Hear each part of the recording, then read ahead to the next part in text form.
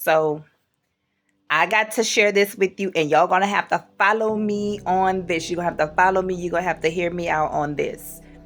We gotta stop asking God to remove people, places, and things out of our life. I know you're like, wait a minute, what? Listen to me. We have to stop asking God this. I know I said the most dangerous prayers for me is removal and revealing, but there's a reason now. First of all, let's go here. His name is Jesus. And remember, Jesus is like, Lord, do I have to? And then what was the next thing he said? Not my will, but your will be done. So what you might be going through, okay, that vicious person at work, the turmoil in your life, whatever it is a part of the purpose, and it is what will propel you to the purpose. Okay, now let me say this. Thank you, Holy Spirit.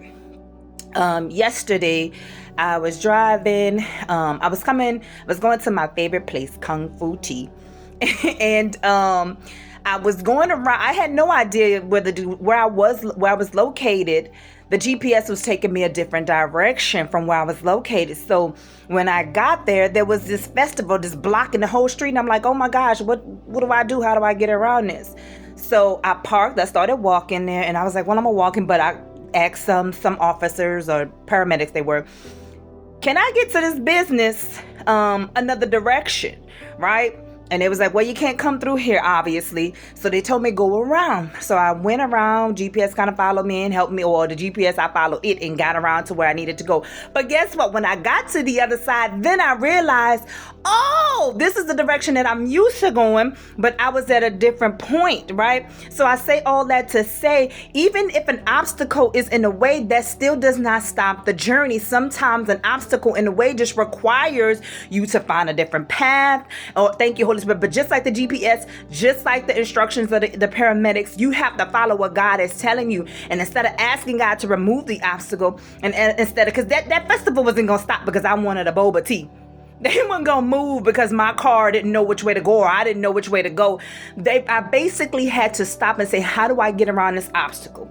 How do I still get, thank you, Holy Spirit, how do I stay on the path and get to the destination? How do I get to the purpose without losing focus, without getting frustrated, not looking at the obstacle and saying, I can't. See, even though it was in a way, I couldn't just ask for it to be removed. I had to just figure it out. So sometimes, thank you, Holy Spirit, when you're going through, again, you got that vicious person at work, that might propel you to the promotion. You're having trouble with the complex, that might propel you to buying your house. You see what I'm saying? You're having trouble with the car. Baby girl, you might be driving a Mercedes next week. So whatever it is, whatever obstacle may be in the way, that's what I mean when I said we have to stop asking God. And I had to say, God, why some things don't get removed?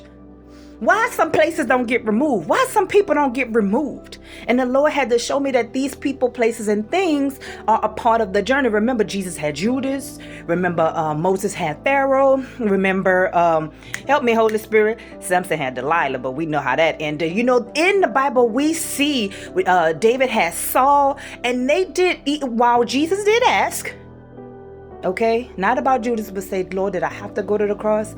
He said, not my will, but your will be done. So ask the Lord, okay, God, this obstacle is in the way. How am I to redirect myself? How am I still to get to the path, stay on the path, but take a different way to where I'm going, the same destination? Listen, I love you with the love of the Lord. He loves you 10,000 times more, because he reminds you every day.